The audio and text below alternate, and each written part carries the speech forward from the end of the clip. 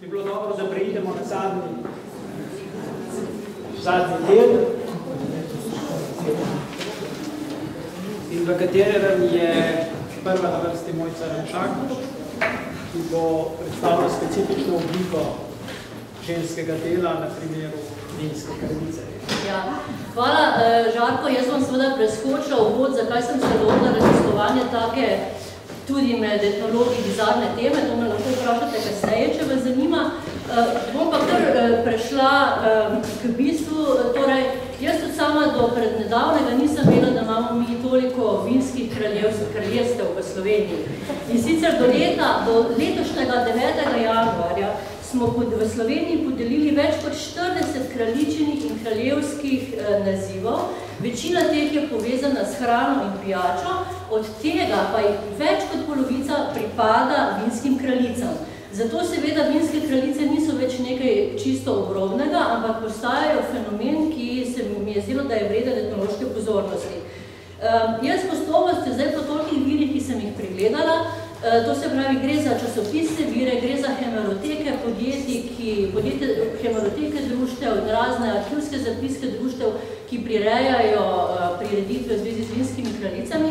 Torej, z gotovostjo lahko rečem, da vinske kraljice niso zrasle na slovenskem zemljiku, ampak da so prenešene v glavnem iz Avstrije, pa tudi iz Nemčije, to se pravi, to so bili naši vzori. Čeprav seveda nas zdaj organizatorji teh vinskih dogodkov zelo radi prepričujejo, da temu ni tako. V etnologiji se to imenuje izumljena tradicija oziroma invencija tradicije po tujih vzorih in ta večinoma temelji na konceptih lepotnih izborov. Seveda, poleg tega, da je to vzeto kot en model, po katerem potem potekajo vsi ti vinski dogodki, je zadaj tudi prisoten strah, da bi v Sloveniji prodali manj vina, da bi prodali tudi manj drugih pijač, recimo, če isti proizvajalec proizvaja vino in še druge pijače. Hkrati pa je tukaj recimo nek trend, da bi poskusili naučiti ljudi piti kulturno. Kot boste videli zdaj, kako se stvar razvija, je tukaj precej pasti. Seveda vedno pri alkoholu je precej pasti, ampak jaz bom opozarjala samo na določene pasti. Torej, čas, v katerem se je pojavila ta potreba, namišljena potreba, bi jaz rekla, potem, da imamo toliko vinskih kraljic, sovpada z letnico 91. Redko katere vinske kraljice so se pojavile že pred tem obdobjem, ampak po letu 91 pa smo začutili neko blazno potrebo, da bi se reprezentirali tudi na ta način. Jaz v bistvu tega ne znam razlagati drugače kot z nekim komercialnim ozadjem, skratka ne znam si razlagati, zakaj bi, ko smo prišli iz prejšnjega socialističnega sistema, kjer nam kralji in kraljice praktično niso nič pomenili, vsaj ne v tej bližnji zgodovini, zakaj bi nenadoma si zaželeli skoraj v vsaki vasi, kjer so v bližini vinogradi, imeti vinske kraljice in tudi vinske kralje. Zdaj, kronanja seveda se množijo iz leta v leto, praktično iz meseca v mesec, kakor jaz opazujem. Vinogradniki in vinari čutijo to neznansko potrebo po razvijanju lika vinske kraljice. To kažejo številne vzporedne dejavnosti, ki potekajo ob izvolitvi vinskih kraljic in ob tem pravijo, da se opirajo na dediščino. To lahko pozabimo, kajti na dediščino se opirajo v izredno majhnih deležih. Dediščina je sekundarna sestavina pri ritualih in dogodkih, ki so povezani z vinskimi kraljicami. Namesto dediščine pač prevladujejo neke sodobne vinarsko-marketinške potrebe, pri čemer izstopa trženje vina kot prestižnega blaga in pri tem se seveda vinske kraljice identificirajo svojo novo identiteto, to se pravi, njihova identiteta je, da promovirajo slovenska vina, kvalitetna vina, no to moram že poudariti, in pa kulturo pitja vina. Seveda, njihova pozornost je posvečena tudi temu, da bodo v tem času čim bolj medijsko izstopale, da bodo čim bolj bleščale v tem času, to se pravi, njihov mandat traja od 1 leta do 2 let, bom kasneje razložila, kakšne so razlike geografsko. Moja teza je, da se v tem času one dejansko ne morejo premakniti dlje kot od vloge vizualne kulise, ki ima minimalno moč javnega, kompetentnega mnenja in vpliva. Ta vpliv ponikne, ko funkcijo predajo naslednici. Pri taki množičnosti vinskih kraljic, kot jih imamo pri nas, pa ne samo pri nas, govorim tudi recimo za območje Avstrije, za območje Nemčije, Francije, tudi v ZDA recimo je ta fenomen prisoten, ampak danes v tujini nimam časa govoriti.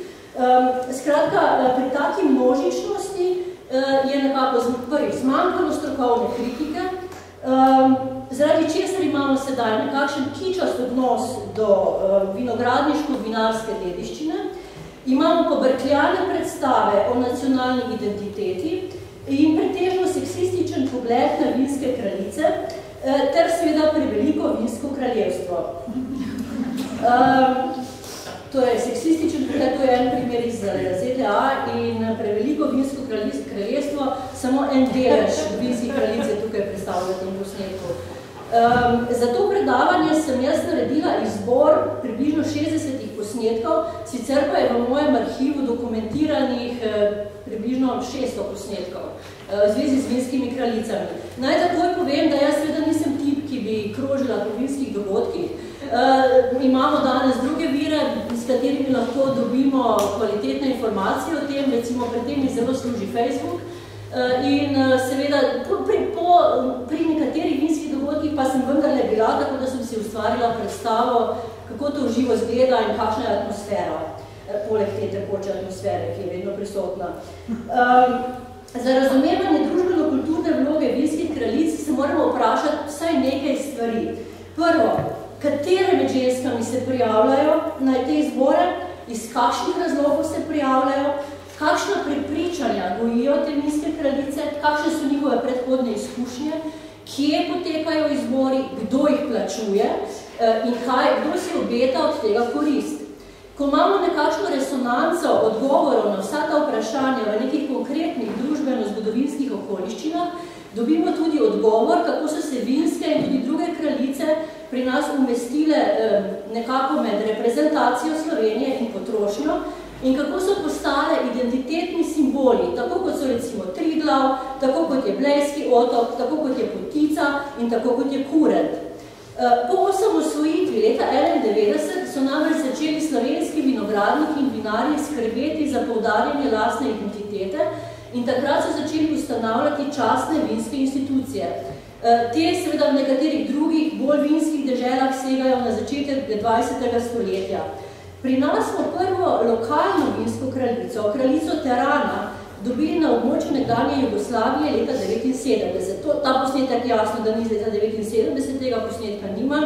To je kraljica iz leta 2011, to se pravi kraljica Terana iz tega leta. No, zatem pa so tudi druge lokalne skupnosti začele podeljevati te nazive še drugod po Sloveniji. Leta 1995 smo po tujih, zlasti po nemških in avstrijskih vzorih, poskrbeli tudi za kronanje prve vinske kraljice v Vipavi.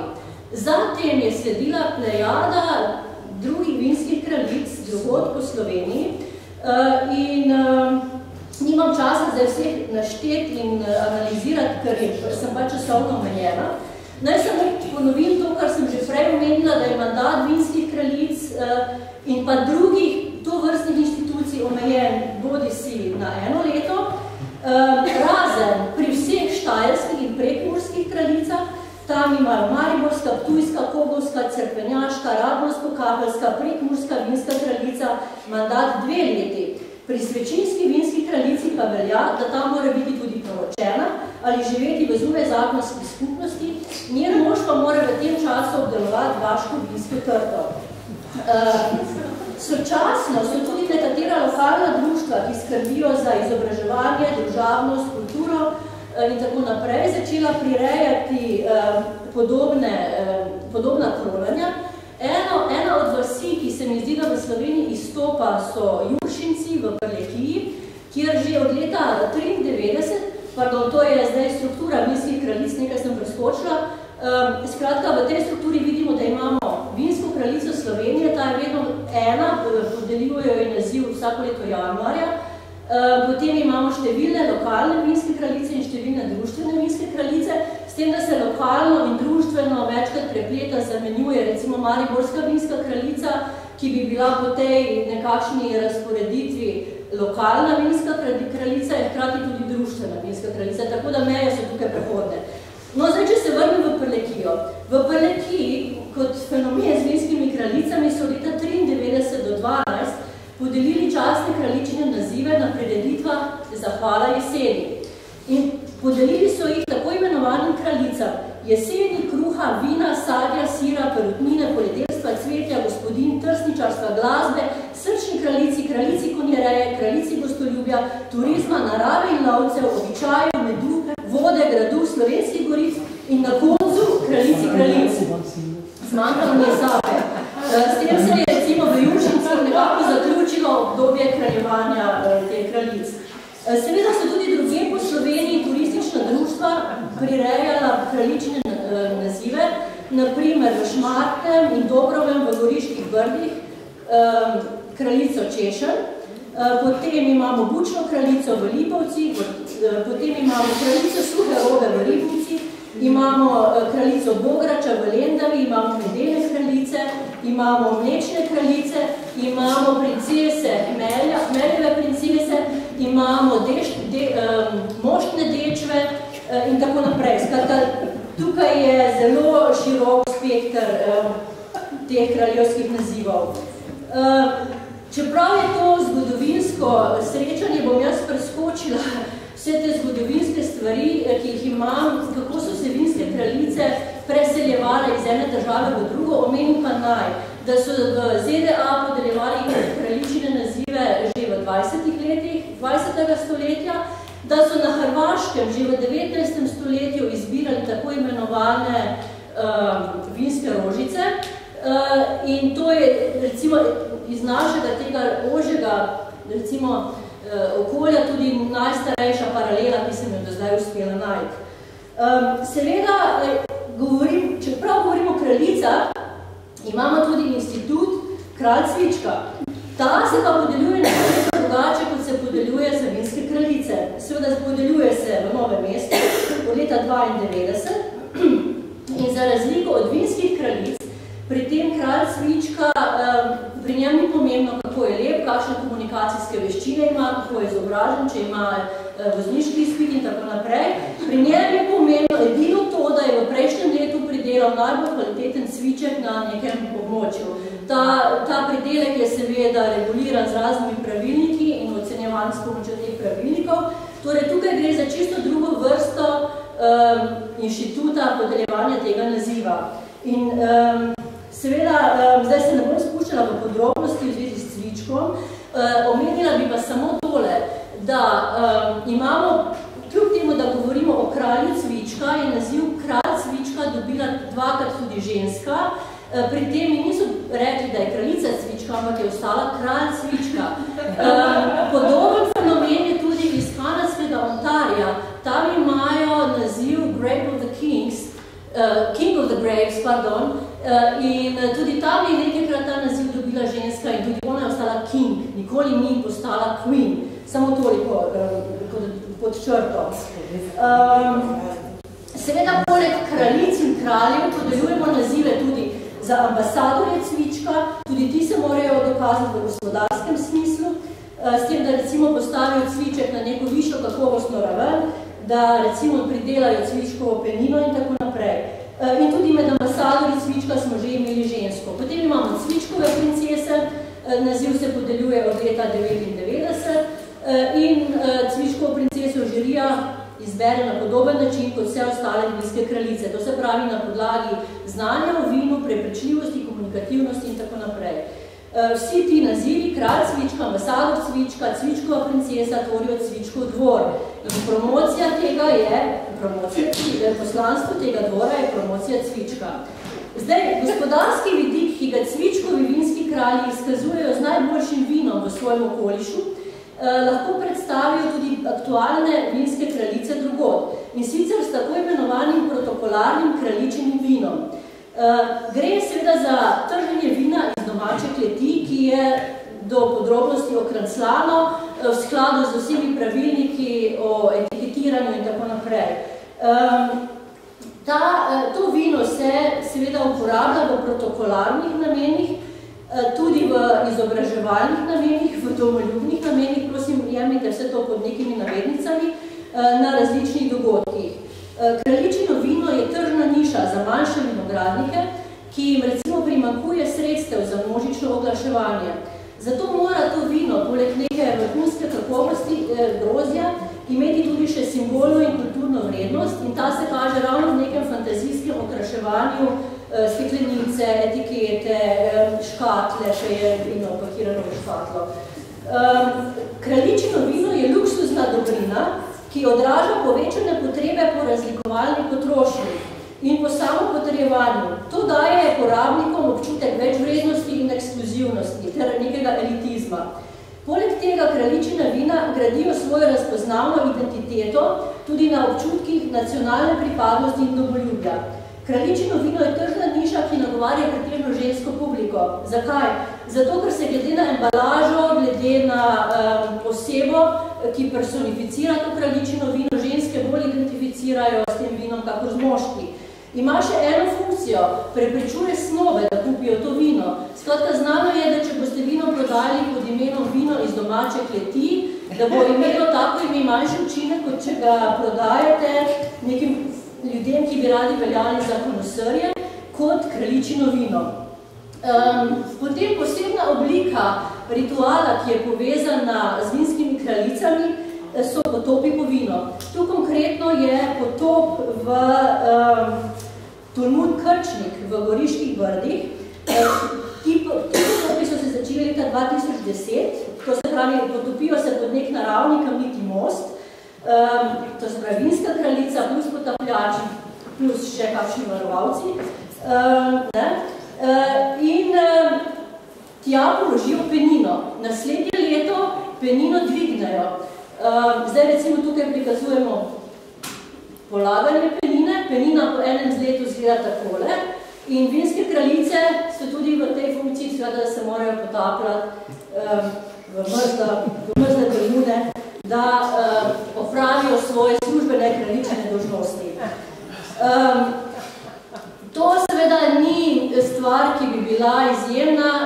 Zdaj vidim, da je zelo veliko veselje, recimo nekaterim štajerskim vinarjem, da potapljajo vino v Piranski zaliv, potapljajo ga tudi v Muro, s tem, da pri teh, hvala Bogu, ne sodelujejo kraljice. Kolikor je meni znano, kraljice sodelujejo samo pri tem potopu v Krčniku. Zdaj, če si predstavljate, vinska kraljica, zdaj odvisno seveda od funkcijo, ki jo ima lokalna, regionalna ali glavna, to je vse slovenska, opravi na leto približno 150 različnih dogodkov. Hodi po vinskih sejmih, na trgatve, potaplja se po vino, izobražuje mladino v srednjih šolah, snema neke dokumentarne filme o vinu in tako naprej. 150 krat na leto mora biti prisotna in največkrat je to njeno delo neplačano. Največkrat ji povrnejo, če ji sploh povrnejo potne stroške, vse ostalo pa prikazujejo kot njeno častno dolžnost, kot to, kar mora ona s tem nazivom opraviti. Seveda pa se, recimo, tu se vinske kraljice pojavljajo na številnih drugih dogodkih, to je trgatev na Lentu v Mariboru, in tudi, ko prenehajo s tem svojim nazivom, torej, ko naziv poteče, ko ga predajo naslednici, takrat pač se nekako še identificirajo to svojo vlogo in še opravljajo funkcijo vinske kraljice na zelo bizarne načine, kako vidite iz teh fotografij. Zdaj, na drugi strani pa ženske v vlogi vinskih kraljic s svojo pojavnostjo in z obrednimi ceremonijali, ki prihajajo nekako iz ozadja te pretežno gospodarske panoge, torej, ženske so bile v vinogradništvu pretežno ob strani, čeprav so bile tudi v veliki meri močno delovna sila pri vseh opravilih, ki so v vinogradu in tudi v kleti. Skratka, tukaj imamo zdaj, nekako kujemo nove metafore, ali pa recimo novinarji in kujejo nove metafore, ki kraljice želijo prikazati v čim slabši luči.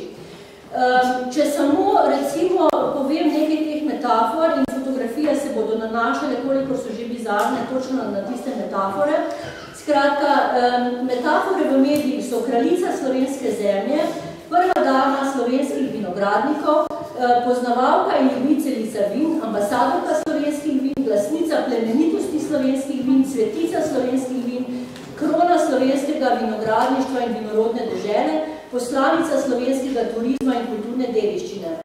Kadar sta okronani 2 generaciji v isti družini, je starejša, to se pravi ta gospa na vaši in tudi na moji levi, dobi naziv kraljica mati, njena hči pa tisti uradni naziv, ki pač velja. V tem primeru gre za kraljica mati, v tem primeru nekdanja svečinska kraljica, in njena hči je bila v tem primeru mariborska kraljica.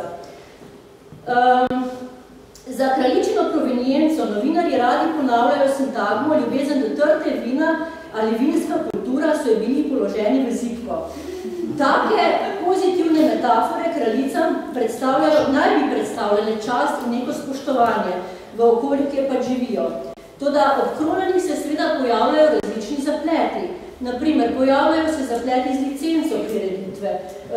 Medijem se zdi, da vinska kraljica ni dovolj avtonomna. Sprašujejo se, kdo obira kraljičino grozdje ali kdo pije njeno vino. V tem primeru neuspeli županski kandidat iz Maribora, torej Kangler je županski kandidat, da sem čisto konkretno, če se že pozabili, uporablja plakat, na katerem sta tedanja mariborska vinska kraljica in tedanja vinska kraljica Slovenije za svojo promocijo. Ker pa je slučajno tedanja vinska kraljica Slovenije študirala pravo, se je temu na zelo uspešen način uprla, namreč v pogodbah za vinsko kraljico Slovenije piše, da ne smejo sodelovati pri nobenih političnih dogodkih. Tako da, seveda, ta struja ni izgubila zaradi tega ponesrečenega reklamiranja, so bili še drugi razlogi, ampak dajmo to zdaj preskočiti. Žaljivost medijev, ki poročajo o vinskih kraljicah, recimo je tudi taka. Pijane vinske mušice, potem dajo recimo mediji senzacionalistične poudarke v naslovih člankov, recimo vinska kraljica zgoraj brez, vinske kraljice pile na Triglavu, šlo je pa za pohod nekdanjih vinskih kraljic na Triglav. Recimo, da so tudi kakšen kozarec na vrhu spile, ampak niso šle pa pit na Triglav. V primeru drugih izvolitev jim prilepijo zelo dvoumne in seksistične nazive. Naprimer, za eno od mlečnih kraljic, ki promovira mlečne izdelke Celeje, torej mlečne industrije Celeja, so i tiskani mediji v naslovu prilepili naziv Lepa mlekarica. Veste, na kaj se to aludira. Nekatere vinske kraljice, ker so to pametne punce, študirane punce, zato raje svojo promocijo oblikujejo same pošiljajo medijem tekste, ker pač nočejo biti predstavljene na ta način, kot si mediji predstavljajo, da bi morali biti. In zdaj za sklep. Glede na to, da sem jaz bila prisotna na nekaj teh srečanjih kot razdavalka, lahko rečem, da so v komisijah, ki izbirajo vinske kraljice, pretežno moški. Tu in tam sedi tudi kakšna ženska, kakšna enologinja, ampak moški so tisti, ki podeljujejo te nazive. Da bi se izognili vsem tem seksizmom, ki se kasneje pojavljajo v javnosti, menim, da če želimo ohraniti neko kvalitetno promocijo vina in pa tudi seveda recimo poučevanje mladih o kulturnem pitju vina, je treba uravnotežiti te komisije po spolu. Torej, vsaj polovica. Dovolj je enologin v Sloveniji, da bi bilo to možno. Vinske kraljice se v glavnem pojavljajo v funkciji dekoracije vinskega marketinga in bolj v funkciji promotor vina, kot pa kulture njegovega pitja. To je mogoče moj vtis, tega zdaj ne morem nekako metrično predstaviti, ampak na podlagi virov, ki sem jih pregledala, pač si upam to trditi. Privlačnost kandidatki je izredno visoko pomembna kategorija pri izbiri vinskih kraljic. Jaz sem enega od organizatorjev vprašala, kaj pa če se vam prijavi invalidna oseba, pa mi ni tisti hip znal izstreliti, tako kot mi je izstrelil vse možne odgovore prej, kaj bi v tem primeru naredil, če bi se mu prijavila kandidatka, ki recimo je z nekega vinogradniškega območja, se spozna na vino, se spozna na kulinariko svojega območja in tako naprej, ampak bi bila invalidna. Njegov molk se mi zdi, da je povedal vse, kar bi se v tem primeru zgodilo. Naslednja diskriminacija, in ta se mi zdi najhujša, in sem jo prej omenila, je v tem, da se vinska kraljica pojavlja kot neplačana prostovoljka, Zelo redko kdaj se pojavlja kot profesionalka, ki ima dovolj znanja in samostojnosti za upravljanje neke promocijske dejavnosti. Temu seveda zelo pripomore medijski mačizem in mizoginost z vsemi prikritimi ali pa tudi z neposredno žaljivimi in pokroviteljskimi artikulacijami.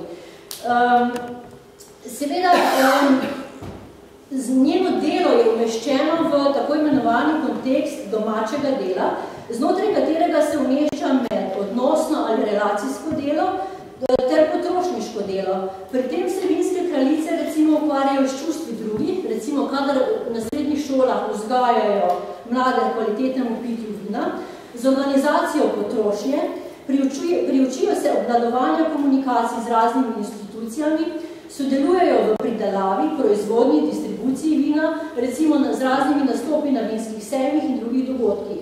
Da bi delo vinskih kraljic lahko ostalo neplačano, je opredeljeno kot družbena čast. In v tem primeru je ta pojem časti popolnoma zlorabljen. In žal se vinske kraljice in punce, ki kandidirajo za vinske kraljice, tega ne zavedajo. Neplačano delo se deloma sicer kompenzira z dostopom do nekaterih dobrin. Recimo, vinska kraljica lahko po preteku mandata po neki ugodnejši ceni odkupi sponzorski avto. Potem večinoma je ostane slavnostna obleka, v kateri se reprezentira. Ostanejo ji nekatera sponzorska darila in če samo omenim, da so ta sponzorska darila take vrste, kot so, zdaj se ne spomnim izraza, ampak neke športne naprave, s katerimi bi pač trenirala svoje telo, da bi ostala tako fit, ko si jo želijo v vinski industriji. No? Recimo, te športne naprave ostanejo. Na simbolnem nivoju ji ostane mreža ljudi, ki jih je srečala v svoji kraljičini karieri. Neplačano delo vinske kraljice sprejmejo kot dejstvo, kot nekaj, kar se ne da spremeniti. In to je najbolj žalostno dejstvo pri tem. Kajti te punce bodo nekoč, ko bodo recimo zaključile svoj študij, imele še zmeraj v mislih to, da so nekaj solidnega naredile v vinski industriji, ne bodo pa v bistvu nekako latentno imele tega v zadju, da so bile izkoriščene. Vse pogosteje pa se neplačanemu delu za primarno funkcijo vinskih kraljic, torej vzgoji za kulturno pitje in promociji vina, pridružijo tudi druge neplačane funkcije. Te promovirajo recimo kozmetično, modno industrijo. Tako vinske kraljice kar same razširjajo informacije o veščinah svojih kozmetičark, frizerk, stilistk, ki jih urejajo za vinske dogodke. In to se jim celo zdi stvar prestiža. To recimo jaz opazujem na Facebooku, jaz sem s temi puncami skoraj z vsemi kraljicami, ki jih poznam povezana in vidim, kako to poteka. Vinske kraljice vstopajo očitno v neko javno sfero s svojim neplačanim delom in nezadostnim zavedanjem o tem, da se vinski kapitalizem krepi na njihovih plečih, kar se mi zdi seveda vprašljiva popotnica za emancipacijo. In estetizirane podobe vinskih kraljic na neki način krepijo tradicionalno žensko identiteto, kjer je pričakovana samskost deklet v pravilnikih, razen v primeru Svečine, ki sem jo preomenila, in ta samskost naj bi bila le prehodna faza v njihovem življenjskem poteku. Nove funkcije in mreženje, ki jih prinese zmaga na izboru za kraljico, dekletom odpirajo vrata v svet, so uporabljene in zlorabljene z idejo prinašanja dobička vinski industriji. Tale XXL primer je seveda iz Združenih držav Amerike iz 50 let. In vsi drugi želeni atributi, ki jih pričakujejo od vinskih kraljic, to se pravi atributi, ki so onkraj lepote, to se pravi znanje in tako naprej, nimajo namena ostati trajna alternativa. Skratka, njihova estetizirana podoba naj jih za zmeraj spominja na obdobje, ko so bile kraljice. Ostaja seveda vprašanje, ali ti izbori sploh na kakršenkoli način dejansko koristijo ženskam in jim dajo veliko moč. Vloge in razsežnosti ženskega vključevanja v kmetijski sektor so namreč uspešne in ženske lahko v večji meri same odločajo o kmetijski produkciji, če so tudi lastnice, recimo zemlje v tem primeru, vinogradov, obdelovalnih strojev in tako naprej. In seveda, kar ostane je, da je njihova funkcija po njihovem preteku samo spomin na neko protokolarno dejavnost. Mislim, da ta vloga, kakor je zdaj zamišljena in ne prinaša nekega napredka, niti v vinski industriji, niti kjerkoli druge. Še zlasti pa, če pomislimo, da je ena od vlog, to je promocija kulturnega pitja vina, ostala nekako zamrznjena na točki, kot jo poznamo iz različnih virov in vsakdanjega življenja, namreč vsaj 60% mladih pred 16 letom naj bi bilo že enkrat popitih. Viri so različni, mogoče bo gospa, ki je zdravniški krogu povedala še kakšno bolj hudo številko, ampak to je pač vir, na katerega sem jaz nazadnje naletela. Skratka, te slovenske statistike o čezmernem in nekulturnem pitju so vse hujše. Zato za konec njihov moto, ki si ga ponavljajo v vseh svojih dnevnikih, spletnih in takšnih in drugačnih predstavitvah, ki je enkrat kraljica, vedno kraljica, po mojem ostaja pod velikim vprašanjem. Hvala lepa. Hvala lepa za to predstavitev.